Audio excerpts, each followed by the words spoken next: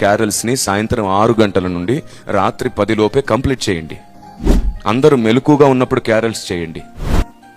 ఆ క్యారల్స్ టైంలో ఏసే దేవుడు అని అరవడం కాకుండా యేసు మాత్రమే ఎందుకు దేవుడో ఆధారాలతో ఒక కరపత్రం ఉంచి వారు బాధపడేటట్లు కాకుండా వారికి ఆలోచన కలిగేటట్లు సువార్త చేస్తూ వెళ్ళండి. ఆయన ఎందుకు పుట్టాడో అర్థమయ్యేటట్లు చెప్పండి. ఆయన ఎందుకు రక్షకుడో అర్థమయ్యేటట్లు చెప్పండి. ప్రజలందరూ వింటుండగా చూస్తుండగా అర్థమయ్యేటట్టు సువార్తను చేయండి. ఇలా చేయలేకపోయారనుకోండి, ఇంకో పని చేయండి. పని మీ వీధిలో ఎంతమంది ఉంటారో అంతమందికి ఎవరైనా సరే విశ్వాసి అయిన వాడు ఒక వీధిలో ఉంటే కనీసం వారిని టీ బిస్కెట్ కోసం పిలవండి. అదేదో చిన్న ప్లేట్లో పెట్టి చక్కగా పలహారానికి పిలవండి. అలా వచ్చిన వ్యక్తులకి దేవుడు అంటే ఏంటో, మతం అంటే ఏంటో, ఆచారం ఏమిటో, సాంప్రదాయం ఏమిటో, మారు మనసు ఏమిటో, పునరుద్ధానం ఏమిటో, రక్షణ అంటే ఏమిటో, పాప విమోచన అంటే ఏమిటో అర్థమయ్యేటట్టు చెప్పండి. అప్పుడు వారికి హ్యాపీ క్రిస్మస్ చెప్పి పంపించండి.